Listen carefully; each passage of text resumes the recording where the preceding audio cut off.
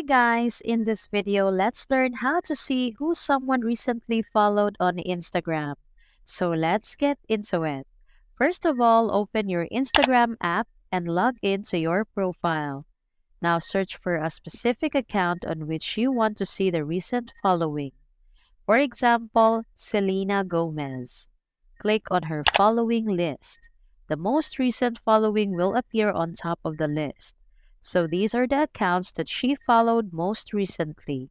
However, with Instagram's current update, there's no way for you to know who someone recently followed as the list's categorized based on who that person knows the most.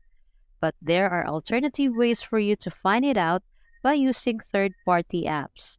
But be sure to pick the legal tools to protect your privacy and Instagram account. And that's all for this video, guys. If this video was helpful, please give us a like.